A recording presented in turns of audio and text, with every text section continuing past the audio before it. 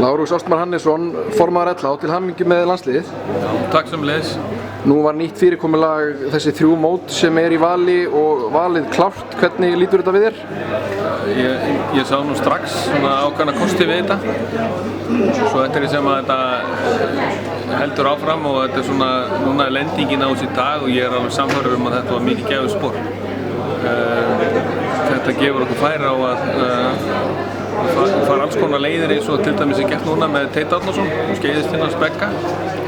Þannig að við erum að leita sterkasta liðinu og það þýðir ekki að vera góður eitt mót.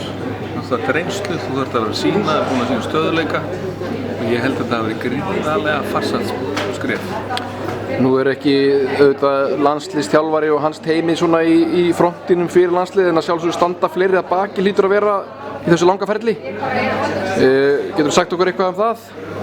Já, þetta er náttúrulega alveg ótrúlega öflug landsliðsnefnd sem við erum með og þeir eru búin að standa sig gríðarlega vel og ég hef setið nokkra fundi með þeim og það er ofsalega dýnamík í hópnum og kraftur og við hefum tekist að safna mikið af fjármunum sem að gerir starfið miklu auðveldara að standa á bak við keppendurna þannig að þeir náðu bara að geta einbeitt sér að sínu verkefnum og árangri og svo starfsfólki okkar algjörlega frábært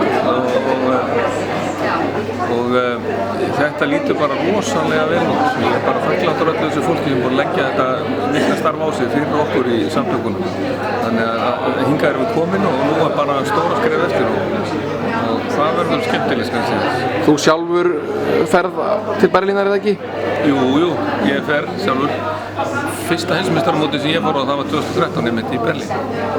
Þá var gæsahúða mómenti hérna first we take Manhattan, then we take Berlin.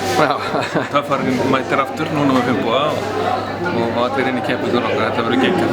Hérna að öðru, þú ferð út náttúrulega sem formaður LH og býða þín embættisverk að úti eða hvernig er því háttað?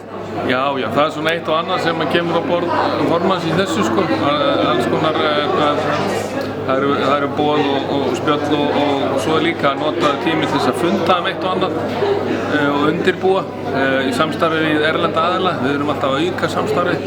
Við erum núna til dæmis að sportföngurinn okkar er að koma í erlenda notkun og er það að aukast og það er búið að 30 ára verkefni sem er að lenda.